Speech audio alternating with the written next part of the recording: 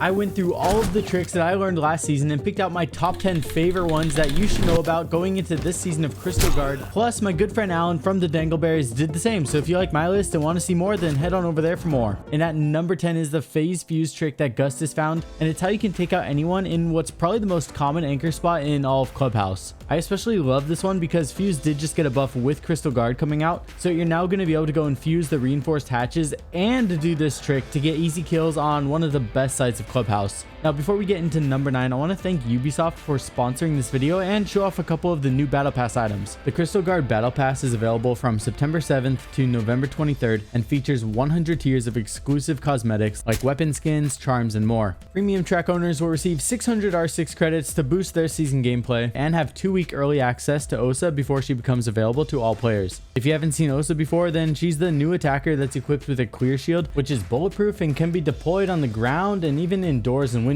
Siege is also on sale for as low as $5, so it's the perfect time to grab the squad and try out the new season and see how you like it. Click the link in the description to check out the new Battle Pass, and you'll be able to learn a little bit more about it so you can decide if it's something that you'd like to get. Clicking my link really helps support the channel, so I really appreciate it. And now, without further ado, let's get into number 9.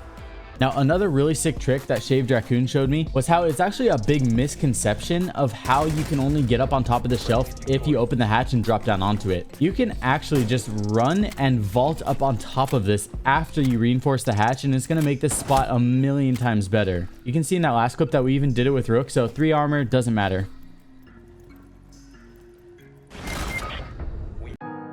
At number 8, we have the 3-floor angle on Favela that goes from the top of trash stairs in that small room called Electrical all the way down to the doorway on the first floor of Blue Apartment. There's usually defenders that are going to be roaming around down here, and it's an easy angle to cut off really early, especially if you're going to play as somebody like Amaru. Plus, Favela isn't ranked now, so you'll be able to go for it in the 1 out of 100 chance that it doesn't get banned. Next, we're going to be going over 2 insane hiding spots that Trans taught me, with the first one being on Chalet. Use 5 bullets and shoot the boxes how you see me do, and you'll be able to crawl in, put your legs behind you, look at the floor, and then lean right to go invisible in this high traffic area. Bonus tip that'll help you stay hidden even more is to use a mute jammer on the other side of the reinforced wall inside of sight, and that's going to make this whole hallway even harder to drone.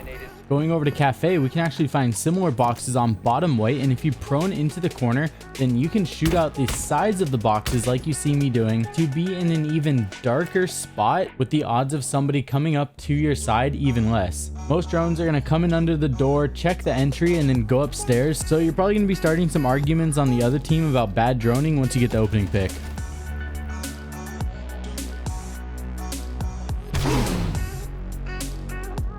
And at number 6, we got the crazy big brain Kate electric claw spot on Chalet. All you gotta do is break the east side of the dining room table, and then you're gonna be able to throw an electric claw all the way down to the end. It's gonna be completely inside. Plus, most likely you're playing ranked and Thatcher's gonna be banned anyways. Even if they did have a Thatcher, it'll only get disabled for 15 seconds. Callie's not gonna work here, and then it's gonna be back.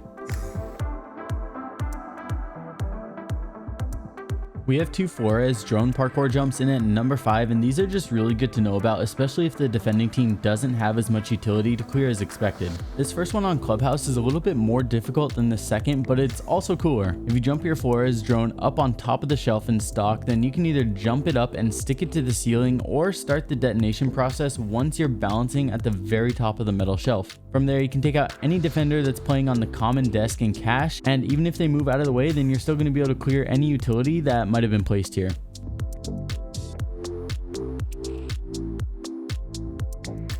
The second one that you're going to see on Oregon is really unexpected and is going to force defenders to potentially run in front of your line of sight, because the drone is going to be coming through the window and then turning the corner really quickly, leaving them barely any time to shoot it before you start the detonation.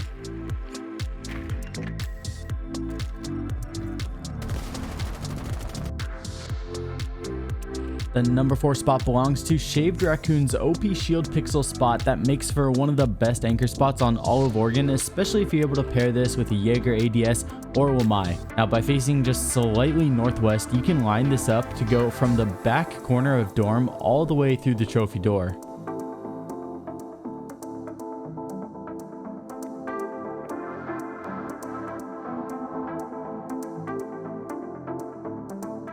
Now up next, we're going over to trophy room on Villa, and if you shotgun out this area below the blue chest, you're actually going to see a brick wall that's not fully attached to the ceiling. This creates an angle that's almost impossible to see as an attacker, and you're going to be able to kill anybody that's going up backstairs into Astro. If you lean left, you can even see all the way down to first floor backstairs. So this is an angle that you could use as a roamer, even if you're not defending a statuary trophy site.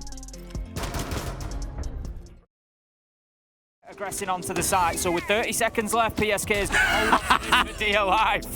Swings onto the window. It's like, hee hee, I'm in danger. You know you're dead. This next C4 might look complicated, but after this 15-second tutorial, you'll be able to land it 100% of the time, every single time. If you know somebody's on the rappel, you go down into laundry, put your face in the corner, look up, lean left, and then count 4 brown squares. You're then going to throw the C4 and you will land it on the windowsill 100% of the time. Wasting time by leaving them closed. It's going to take achieved all of 2 seconds once he gets up there.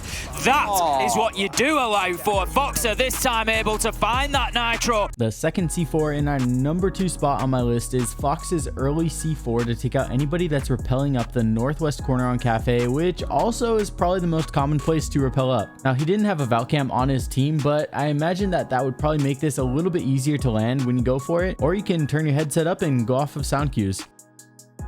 In at number 1, we have my personal favorite trick that I learned, and it should come to no surprise to anyone that I learned this one from Nico, and it's how you can actually get on top of either one of the Bucks antlers in trophy room on Villa. From there, you're actually going to be able to shoot over the reinforced wall, through Astro, and out the window.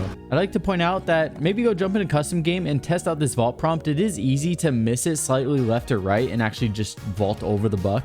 But at the end of the day, just nobody expects this in all of Siege yet, and having the top walls opened up is so common for either impact tricking or just throwing stuff over that nobody's going to be pre-aiming here unless they're straight up cheating and know that you're there, or unless they droned you out. Anyways, that's going to wrap it up for my top 10 tricks that I learned last season that you need to know about going into Crystal Guard. And don't forget, the new battle pass is running from September 7th to November 23rd and includes 100 tiers of exclusive cosmetics like weapon skins, charms, and more. Plus, premium track owners are going to get 600 R6 credits and 2-week early access to OSA before she becomes available to all players. If you'd like to check it out or support my channel, then click the link in the description to learn more about the season pass and see if it's something that you might be interested in. Also, don't forget, right now you can grab the squad and try out the game for as low as $5, so it's the perfect time to finally convince all the friends that haven't tried it yet to jump on. Please leave a thumbs up if you enjoyed the video, thumbs down if you didn't. I'll see you all very soon in the next video. Love you all. Peace.